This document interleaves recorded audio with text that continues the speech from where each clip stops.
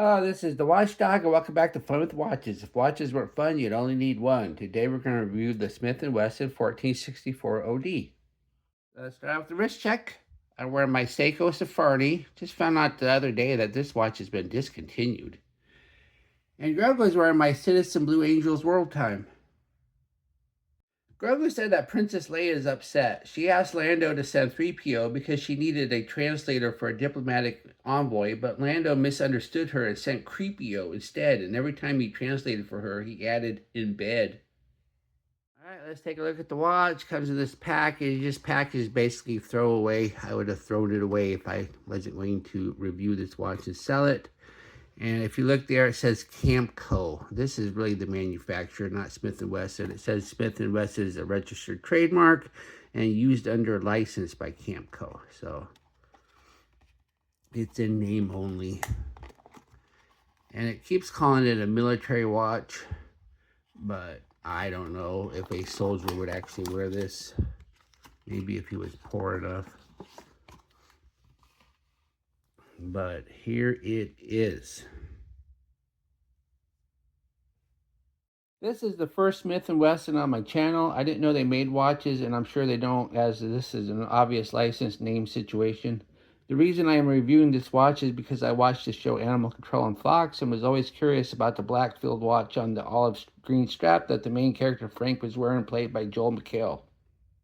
After giving up trying to identify it, I finally looked it up and was kind of surprised to find out it was this $25 watch and not something a little bit more prominent. But then again, if it was something more prominent, I wouldn't be reviewing it. His partner Shred wears a Swatch.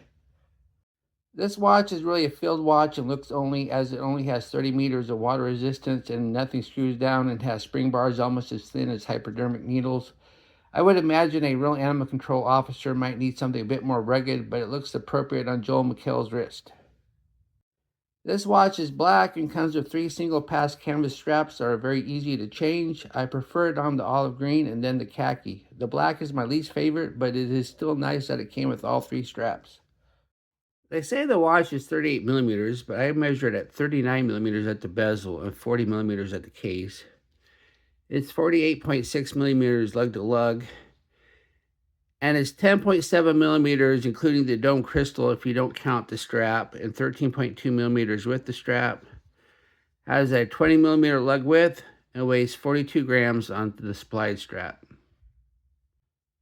The bezel has the same matte finish as the case, and then we have the dial.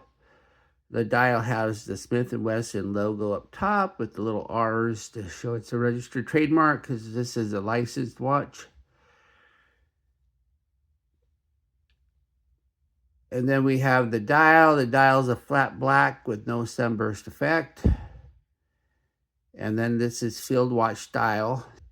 So you have numeric indices, and then you have the 24 hours in the smaller numbers. And then we have fence post hands, they're lumed. And then we have a red tipped second hand that's not lumed. Then we have a date at the 3, and they didn't eliminate the 15. They put it right next to there. But they did eliminate the 3. Then we have an unsigned push-pull crown. Let's check out the crown action. It feels pretty loose, so do we get that annoying minute hand jump? Yes, we do. Let's see if holding it helps. Yes, holding it helps. So let's try it one more time, holding it. Yes, as long as you hold it, you can press it in without a minute hand jump. Then we have a dome mineral glass crystal. You don't get sapphire at this price. And as you can see, there's distortion, so it's single domed. Then we have the case. The case has a nice shape to it, and it has this matte finish. This, of course, is not steel. This is an alloy. And I'm not sure what the coating is, but it seems good enough. Then let's show you the case back. We can just simply take off the strap. It's just a single pass. Then it says Smith & Wesson 3 ATM water resistant Japanese movement.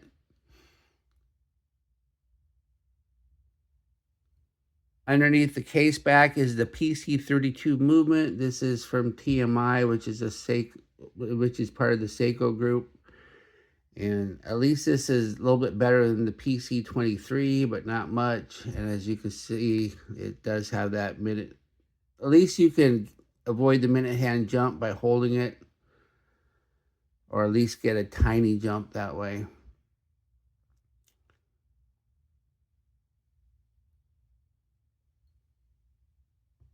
Then we have the strap. Let me put it back on the watch. Just a minute. It's a single pass, not a double. In all honesty, the single works just fine. A double just would have made it thicker.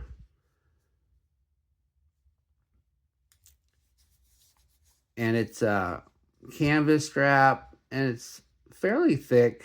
Seems to be decent quality. The buckle, though, is tiny, really tiny buckle, and it's the same material as the case. It's not steel, and the prong is really tiny and floppy. Then we have two keepers, one fixed, one floating, and I've had an issue getting this in the keeper, especially when you're wearing it. Sometimes the keeper bunches up, and it's kind of difficult.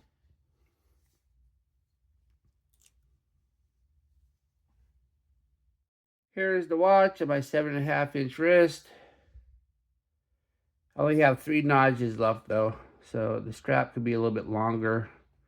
Of course, it's easy enough to change straps if you need a bigger one. This is a 20mm. And here's the watch on the khaki strap. It's basically the same strap, just a different color. Once again, 3 notches left. Once again, tiny little buckle. And here's the watch on the black strap. I don't know, I'm just more of a fan of the olive and the khaki.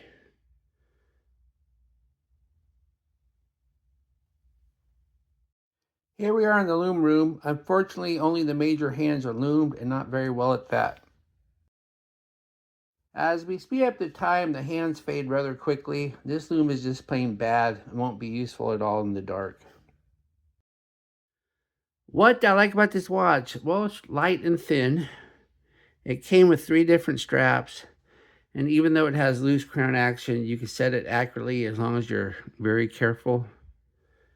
What are my gripes and groans? Only 30 meters water resistance and nothing screws down. The buckle on the straps are super thin and it's hard getting the ends through the keepers. And only the hands are loomed and it isn't very good. Do I recommend this watch? Only if you're a fan of animal control, you want to wear the same watch as Joel McHale. That's really the only thing this watch has going for it. Well, thank you for watching my review of the Smith and Wesson 1464, or I should say the Camco 1464. And I will be back with another review or unboxing. Be sure to like and subscribe to my channel. And I do not have an affiliate link for this watch, but I'll leave the Amazon link where I bought it from. Bye.